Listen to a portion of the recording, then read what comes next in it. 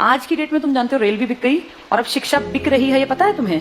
हरियाणा सरकार की पॉलिसी नई निकली है, धीरे धीरे देश के कई राज्यों में पहुंचेगी। हरियाणा सरकार का देखो तुम क्या किया। सरकार ने कह दिया, अखबार में आ गया लिखित ये कि जिसकी सालाना आय 1,80,000 से कम है हरियाणा में, उनके बच्चे अगर गवर्नमेंट स्कूल में जाते हैं तो 500 रुपए फीस देंगे। फ्री में नहीं, 500 रुपए फीस देनी पड़ेगी। और अगर उनके बच्चे प्राइवेट स्कूल में जाते हैं तो सरकार उनको 1100 रुपए देगी। ये तो उनको मिलेंगे अगर उनके बच्चे जाएंगे तो, और ये उनको देने हैं। अब बताओ आदमी क्या करेगा? देने वाला काम करेगा, मिलने वाला काम करेगा? भाई आदमी का बच्चा अगर गवर्नमेंट में जाता है तो पैसे देगा और प्राइवेट में जाएगा तो सरकार देगी। बताओ आदमी क्या करेगा? प्राइवेट भेजेगा। अपने घर से 500 क्यों लगाएगा? एक तो सरकारी, एक तो प्राइवेट। तो आम जो ये गरीब आदमी अपने बच्चे को कहाँ भेजेगा? ये देखो कितनी अच्छी चाल है, अगर तुम्हें समझ में आया तो। ये चल रही है सरकार। 1100 रुपए सरकार कहती है हम भर देंगे आपके बच्चे के, आपको चिंता नहीं करनी। अगर आपने सरकारी में पढ़ाया तो कितने रुपए लेंगे? 500। तो आदमी सोचेगा 2 बच्चे हैं, क्यों 1000 रुपए फूकूं, इससे बढ़िया प्राइवेट भेजूं, सरकार देगी मेरे बच्चे के पैसे, देगी भी सरकार।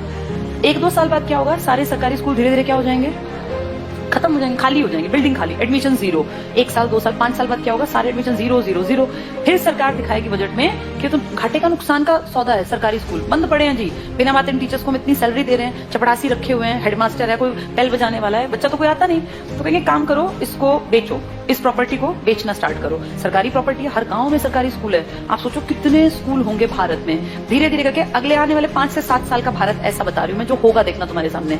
ये सारे स्कूलों का दाम निकलेगा। दाम इन द सेंस, भाई जहां जितने महंगी प्रॉपर्टी है महंगा। अब कौन खरीदेगा पूरे देश की बेल्ट को? जिसके पास पैसा है। तुम और मैं तो नहीं खरीद सकते देश के स्कूल, तो उस देश के पूरे स्कूलों को खरीदने का किसके पास पैसा है?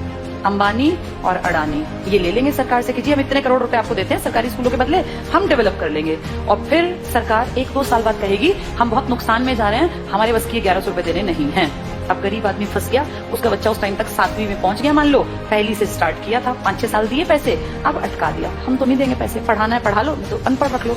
अब वो बेचारा गया कि वापस सरकारी में जाके देखो तो सरकारी पे तो ताला है, बोर्ड बदला हुआ है। किसके पास है वो बोर्ड? अब अंबानी। अब अंबानी अडानी प्राइवेट स्कूल है, तो वो जाके फीस पता करेगा तो भैया मैं तो नहीं पढ़ा सकता। वहां से भी गया और वहां की औकात नहीं है, दोनों गए। आने वाले समय में आदमी वो पढ़ा पाएगा जिसके पास बहुत ज्यादा पैसा होगा। देखते देखते तुम्हारी सारी सुविधाएं सरकार से छीन छीन के किसके पास पहुंचाई जा रही हैं? प्राइवेट। बस तुम्हें समझ में लेट आएगा, जब तक समझ में आएगा फिर चीख चिल्ला लेना, फिर थोड़ी ना कुछ होगा। सरकार वापस थोड़ी ना लेती है किसी भी चीज को, दे दी सो दे दी। मैं तुम्हें अपना एग्जाम्पल देती हूँ। जब मैं जॉब में आई थी ना, उस टाइम पर हमारा पहला बैच था जिनकी पेंशन बंद की गई थी। मैं उसकी खुद, जैसे ही मान लो लाइव तुम्हारे सामने एग्जांपल हूं, जिनकी सबसे पहली पेंशन बंद हुई वो हमारा बैच था। हमें समझ नहीं आया कि सरकार ने क्या किया, क्योंकि उस टाइम हमारी उम्र थी 20-21 साल। 20-21 साल के बच्चे को थोड़ी ना पेंशन की कीमत पता है। लेकिन अब जब उम्र बढ़ रही है तो समझ में आ रहा है सरकार ने सब कुछ खत्म कर दिया बुढ़ापे का। तुम्हारे माँ बाप अगर किसी के गवर्नमेंट जॉब में थे और अगर वो रिटायर्ड हैं तो तुम्हें इसकी कीमत पता होगी। पता है इसकी कीमत क्या है? किसी के सामने आखिरी सांस तक हाथ नहीं फैलाना पड़ता। ये है पेंशन की कीमत। आपका बेटा निकम्मा निकले, नालायक निकले, बेटी आपके लिए कुछ ना करे, आपको चिंता ही नहीं। आपकी पेंशन आती है, 5-7 हजार रुपए में झाड़ू पोछा कपड़े बर्तन धोने वाली मिल जाती है। कोई भी एक मेड रख लो, 5-10 हजार की खाने वाली। बुढ़ापे में पैसा बचा के करोगे क्या? अगर तुम्हें सरकार से 35 हजार भी मिलते हैं तो तुम अपने ऊपर खर्च करो ना, क्यों किसी के सहारे बैठे रहना? और जिनके पास पैसे होते हैं ना, बुढ़ापे में वो प्यारे भी लगते हैं सबको। जिसके पास पैसा नहीं है ना, वो बोझ लगता है। फैक्ट है। तुम्हें अपना चश्मा बनवाना है, तुम्हें क्यों बेटा मेरा चश्मा, क्या जरूरत है बेटे की? तुम्हारे पास पैसे हैं, जाओ मार्केट, अपना घूमते फिरते जाओ, अपना टहलते हुए चश्मा बनवा लाओ। ये कीमत बुढ़ापे में जाके अकल आती है। हमारे बैच ने कुछ नहीं किया, मुझे भी समझ नहीं थी, अकल ही नहीं थी। लेकिन अब जब एज बढ़ रही है ना और हम देख रहे हैं दुनिया को, तब समझ में आ रहा है कि सबसे कीमती चीज इंसान के पास बुढ़ापे में पेंशन होती है। मेरे खुद के फादर पेंशनर हैं, तो हमें दिखता है कि पेंशन की जो वैल्यू है ना वो किसी चीज की नहीं है। इतना रखा पैसा आप यूज नहीं कर पाते। महीने के जब वो 30 हजार आते हैं ना, तो आपको लगता है यार मैं तो जब तक जीऊंगा आखिरी सांस तक ये तो आने ही आने हैं, और ये बढ़नी आप फ्री होकर काम करते हैं। लेकिन ये अकल उनको थी जो पेंशन यूज कर रहे थे या बुढ़े थे। पेंशन रोकी किसकी गई? जवानों की, जिनको अकल नहीं थी। हमें थोड़ी ना अकल थी 20-21 साल में कि पेंशन बंद करने से किसी ने कुछ कहा ही नहीं। सरकार ने सीधे कह दिया अब के बाद आगे जो बच्चे आएंगे नौकरियों में उनको पेंशन नहीं मिलेगी। अगर हमें अकल होती, सारे देश के लोग आवाज उठाते तो ना बंद होती पेंशन।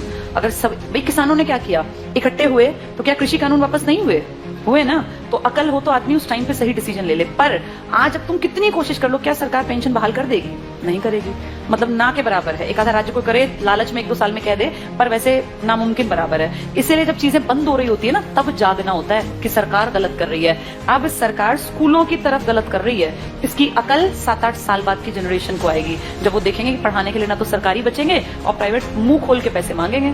अब या तो पढ़ा लो या तो अनपढ़ रख लो, फिर फंसेंगे लोग। प्राइवेटाइजेशन करना गलत नहीं है, लेकिन कुछ फील्ड सरकार को रखने चाहिए जिनमें शिक्षा भी आती है, स्वास्थ्य भी आता है, रेल भी आती है, पब्लिक ट्रांसपोर्ट भी आता है। ये तो हमारी बेसिक नीड है, ये तो कम से कम दो हमें।